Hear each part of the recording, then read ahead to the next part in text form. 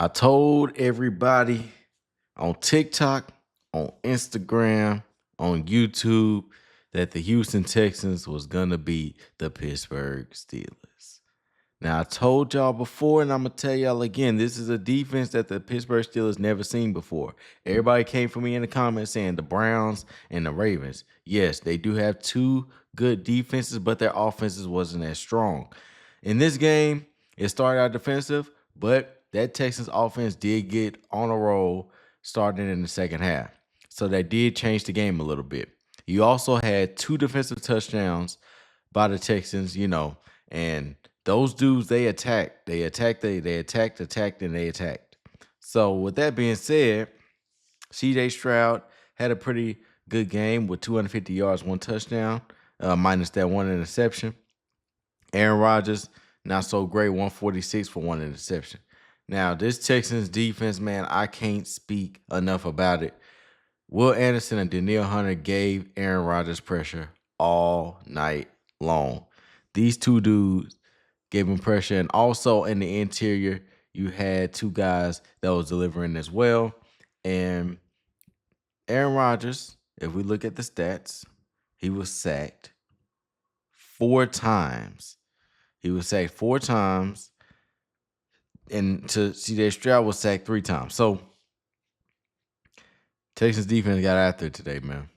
And if they got past the offensive line, they got past the secondary, if they got past that defensive line and Aaron Rodgers was able to throw that ball, he was throwing to a secondary that was ready to take that ball from him. You saw that pick in the game. I don't know who it was. I think it was number 2 on defense is Kalen Bullock. It was a pick 6. It just showed, man, this Texas defense is not to be played with, bro. The D'Amico Ryans is on a mission. CJ Stroud's on a mission. The entire Texas defense is on a mission. Now, as far as the productivity on the Steelers offense, I feel like what could have been done was, just focus more on the pass game. DK Metcalf only had 2 receptions for 42 yards on 5 targets. Target him more, and then also put other receivers in the mix, and you would have been good. But you need time for that. And the Texans defense showed, they can't be messed with. And going into this game, a lot of people said, okay, it's going to be too cold. People said it was going to be too cold for the Texans to play in this kind of weather. At the end of the day, football is football. Those guys are going to go out there and play at a high level regardless. We've seen some of the coldest games happen with Tua Tagovailoa and Patrick Mahomes about 2 or 3 years ago. Either way, it's still a game. And I feel like that's the attitude that the Houston Texans brought out there. Just either way, cold, hot, rain, sleet, snow, we're going to go out there and we're going to beat the brakes off of these guys. And shout out to the running back on the Texans, Jaquavius Marks, and also Nick Chubb. Jaquavius Marks made his mark, no pun intended, in this game. 19 carries for 112 yards and 1 touchdown. Longest run was 20 yards. That dude there, man, when CJ Stroud couldn't deliver in the pass game and the run game, he did his thing. And shout out to him. And CJ Stroud got a move on, and he threw a couple pass touchdowns as well. So this is a pretty good game. And also in the receiving game, we had Christian Kirk, 8 receptions for 144 yards, 1 touchdown. Longest run was like 46. He was pretty good as well. We already know about Christian Kirk. He was in Arizona. He was in Jacksonville. And now he's on the Houston Texans doing his thing. But this receiving corps might be one short next week. I don't know about the status, but Nico Collins did go down in the game with a concussion later in the game. And he running a slant route, and then he just fell on the ground really, really, really hard.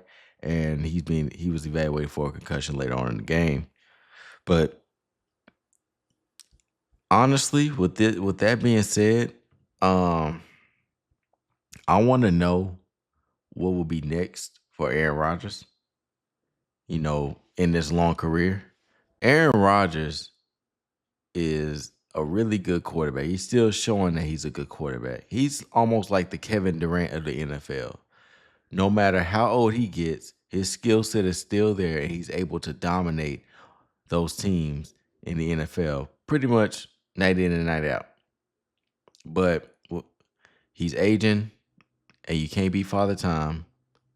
We've seen Brett Favre in his career when he was on the Vikings, and then later, he was on the Jets, and then he was on the Vikings. And how he did. We've seen Drew Brees retire. We've seen Tom Brady retire after he lost in a wild card against the Dallas Cowboys. We've seen Peyton Manning retire after he won the Super Bowl. This could be it for Aaron Rodgers. I don't see him staying in the league much longer because this new wave of quarterbacks, especially in the AFC with Lamar, Josh Allen, Patrick Mahomes, who will be back soon, and I'm pretty sure he'll have a comeback year. Just a lot of guys, his time is up. You saw it in this game. Some of the plays that he failed to make and ended up getting sacked, he would have made in 2012. He would have made in 2010. He would have made during the Super Bowl 2011 season. But he was just one step short, and you could tell that he lost a step. So I see Aaron Rodgers' last game being tonight. He's not going to be playing any more games. If he even looks at another year, I don't think he'll make it through that year, and he'll probably retire mid-season because it's not nothing left for him. But he did have a good career. He is one of the greats. We cannot deny that. So yeah. But anyway, y'all, thank y'all so much for watching this video, man. I just wanted to hop on here and get my little review after watching this game, man. Thank y'all so much for watching this channel. Make sure you guys like and subscribe. And I'll be back tomorrow dropping some shorts and also some clips.